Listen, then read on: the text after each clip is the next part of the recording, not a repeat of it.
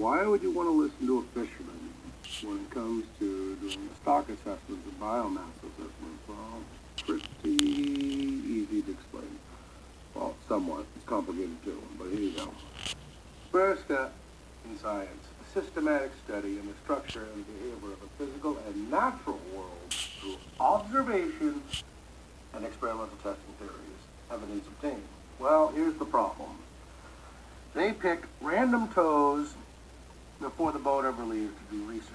Well, they've only accomplished a whole lot of not much.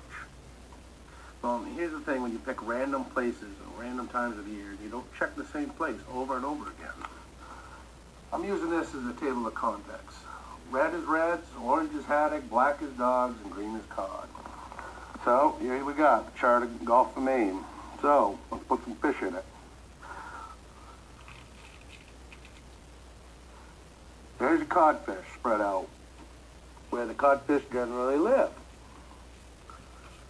which is pretty much inside. There's a little bit of cod down to the southern, certain times of the year, and occasionally you get the scragglers, which are just here and there, they just broke away from the pack. So there's your codfish. Now you got haddock. Well, guess what? Haddock come from the east, deep water, stouts, all the way down the edge, haddock all the way across the edge, all the way up that cape. There's another body of haddock that sits just inside Tilly's and works its way out towards Platts, Epiphanies, kind of like that. Then you got your redfish. Well, redfish primarily live off the redfish bottom, which is east of Caches, and they primarily live every now and then on the humps. Now, around Franklin's, there's a body over in there that goes all the way to the southern. And there's another body that just kind of sits on the humps in patches. Okay, and then you got your dogfish.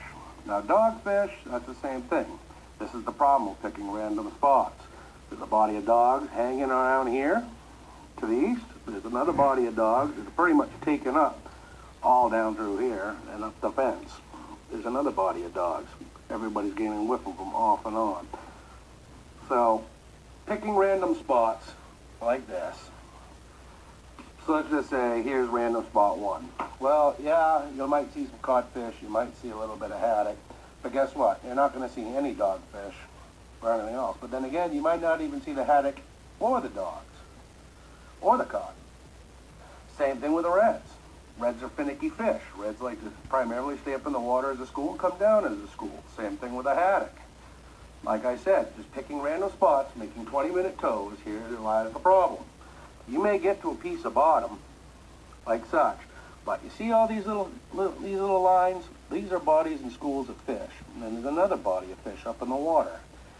This lower echogram is telling me everything in there is from 7.5 inches, 15 inches, and we got higher. Which, breaking it down on this chart, fish up in the water starts about 5 inches, and they go all the way to 25 inches. And that's just the fish up in the water. Fish on the bottom start at 8 inches, 12 inches, and we got some bigger fish at 39 inches along the bottom. So, guess what? Making a 20-minute tow, if it wasn't slack water, or if it wasn't the right time of the year, those fish could very well be up in the water, just like over here. So this was just last month.